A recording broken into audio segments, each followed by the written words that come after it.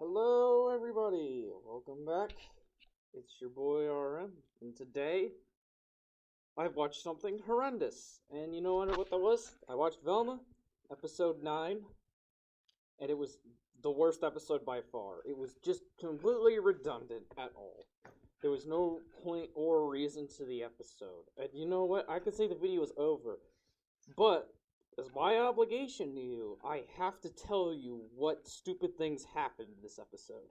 And so, let me just say, in that episode, a lot of pointless stuff happens. Like they don't even say who the killer is or anything. They basically are like, "Oh, okay, oh well, we found Velma's mom, and guess what? She's apparently an amnesiac." And so, in order for her not to lose her memory or anything, she has to stay calm for 72 hours or else she loses all of her memory. And so if they don't do that, they'll lose sight on who the killer is. Because for some reason, after the 72 hours, she's going to magically remember who the killer was again. And so they have to do all this stupid stuff. So basically it's like, well, remember her husband had an affair because she left him with her daughter because she thought the daughter was insufferable, which was Velma, because she found Velma to be insufferable. She basically said, "Later, husband, I'm leaving you guys," and she basically left them, and she never came back for 2 years. So I honestly don't blame the dad for being like, I just want some love. Find someone else, hook up with them, have a child, and they're doing a way better job than Velma because the child doesn't seem like a demon child because the child hates Velma, and you know what? That's a smart child. If you're not even one, and you hate Velma already as a character, you even hate her. That is a smart baby. Congratulations, baby. You are number one on the list in my books. However, it's not enough for you to see the end, though. So basically, she goes out of her way and lies, and she says, "I'm so good at it." Yeah, boy. And so basically, she tries to lie. So basically, she does a lot of stupid things. So basically, she makes the house from being nice and clean, like her stepmom now and her dad have it. Like she basically says, "Oh, we'll make it dirty. We'll make it smell like alcoholism because her mom was an alcoholic and everything." And it's like, are you sure? Like, what? Why? She would be so much happier if she saw the house cleaner and not smell like whiskey. And then Velma says, "I haven't changed at all, Mom. Look, I even washed the dishes since you left." And I'm like, "So you didn't do any of the dishes for 2 years? You're a horrible daughter." Not to mention, the mom left you because Velma was so insufferable. And saying, "I haven't changed at all, Mom," makes a contradiction in a big black hole. So why would she ever return again? There's no reason at all. It just doesn't make any sense.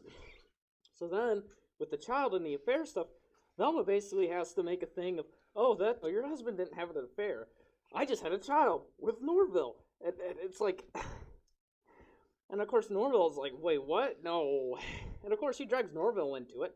Granted, Norville's trying to be he's trying to be a good person this whole episode. Like, he's actually changing the diaper, taking care of the child, whatever, go through this stupid play that Velma's put him in. And meanwhile, along the way, he's doing his best. He's trying. He's doing everything good. And I would like. And basically, he's showing like he's a really good man. He's very responsible. He's doing things. Meanwhile, Velma's berating him and being so horrible. She literally sounds like one of those girls that I would hear from watching, the blue cams on YouTube, basically where officers arrest people for doing some stupid traffic violations or alcohol or OWIs and stuff like that. So she's just so stupid.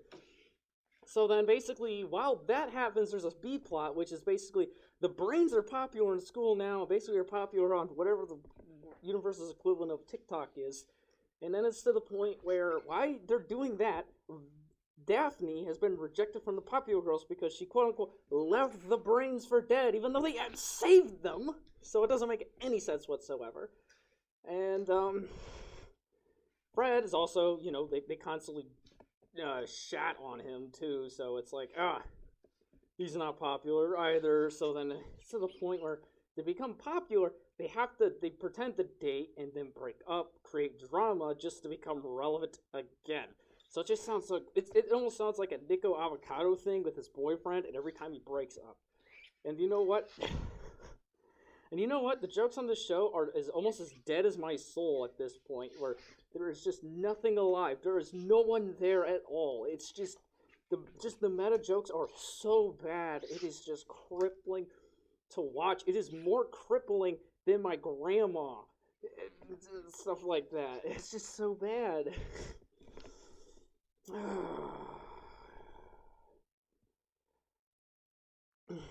Not to mention, this was the most disappointing season finale setup episode ever. Because literally, it ends on the cliffhanger of, well, I think the killer is blank at all.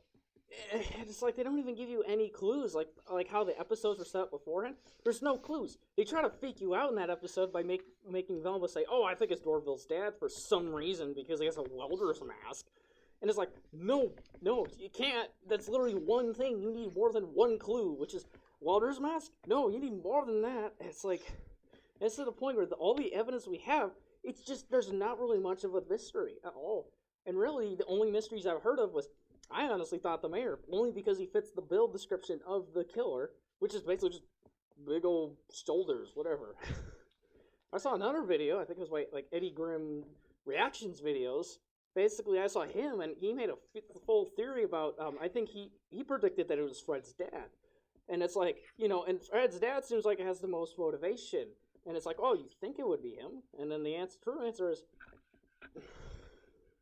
it's not.